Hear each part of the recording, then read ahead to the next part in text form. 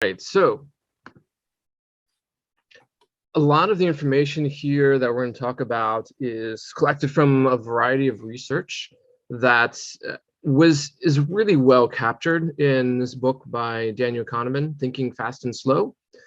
So he captured a lot of the research, built it into his book that he presented here. If you're not familiar with Kahneman, he actually won the Nobel Prize for pulling and tracking this information. And the way it was described is this rational actor theory. So he was the person to disprove the rational actor theory. And the rational actor theory says that we make rational decisions in our best interest. So if you want to figure out economically what's going to happen within a society, that you should just think about what would be the thing that would benefit the person in that situation, and then assume that they're going to take that action, and then you can build on top of that to sort of build models. And what he was able to prove through his research and other people's research is that that doesn't happen, and most of the time it doesn't happen. People do not make the choices and decisions that would best benefit them. And we've been seeing even more and more of that, I think, through the pandemic and in the 2020 the election cycles. And on both sides, we've been having these things where we don't understand why the people on the opposite side of the argument are making the choices and decisions that they are. And it really doesn't matter which side that you're on. The story comes out the same. We don't understand the choices that are being made by the folks who are not in our brains. And so Daniel Kahneman really helped to capture the sort of the science and the brain science behind this. And so he determined that there are really kind of two systems that are happening in the brain, two ways of functioning are part of our brain biology. So he called system one pattern matching and system two logic processor. And I'm going to go into more detail about each of these. I'm going to start with the logic processor one first. So the logic processor is the thing that we think about most frequently. It's the thing that we kind of associate with ourselves and our brains. It's the neocortex part of the brain. It's very, very accurate. It's the piece that evolved latest when it comes to an evolutionary sense.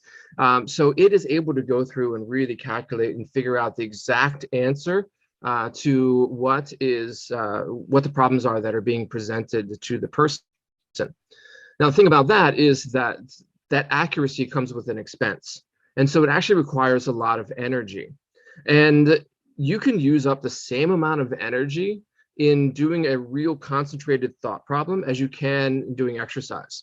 So if you are really engaging your neocortex for a solid 30 minutes and solving out a problem, you use up almost as much energy as if you spent 30 minutes on a treadmill. So this became a way that it was just not very efficient. And so we ended up not using it all the time. So about 5 to 10% of the time is what research tells us is the amount of time that we spend using our logic processor. And that was largely because it resulted in us not being fast enough to avoid predators. So if you spend your time and you're trying to think about the breakdown of situation and really use your neocortex, and for example, you're out in the wilderness and you see kind of this kind of situation here, and you're trying to sit down and look and figure out, is that a lion in the reeds? Is that just grass? And is my mind just playing tricks on me? And then you're dead. So those people who spent a lot of time in their neocortex didn't survive. So evolutionarily speaking, we had to have a different format, a different way for being able to do processing that didn't take as much energy, that was much faster, and that we could rely on. And so that became the other one, pattern matching. And so the idea of pattern matching is that your brain looks for a pattern it expects to see in the environment in front of you, and matches what you actually see. And if you see the same thing, then you feel great and everything is fine. But if you don't see what you're expecting to see, your brain wakes up and pays attention, and it really clues you in. So as you can see, this is a format that's very, very fast. And so it gives us a nice responsive, quick way to do this. There's almost no energy required in this at all. So we actually end up using this 90 to 95% of the time. And it's a thing that we call the default mode. So in biology, this is actually called the default mode network, because what they found is if you sit people in a chair and put one of those caps on where you can measure their brain activity and say, do nothing, this part of the brain will start to activate. So by default, when you do nothing else, when you stop doing all the rest of the work that you have to do, what your brain does by default is it tries to predict what's coming next. That is what it just does. It just tries to figure out what the future is going to hold and keep doing those things over and over again. And then when you give it a stimulus and you start doing something else, then it can focus on that thing. And then when that thing is done, then it'll go back to predicting. So this becomes our normal way of communicating. This becomes our normal way of working with each other.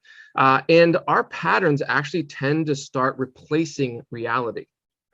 So as we're using this, we can start to not pay attention to the lion anymore. If we don't expect the lion to be there, then, then we will just carry forward with our pattern. Now, when it's not as life and death as this kind of thing, then we don't notice it.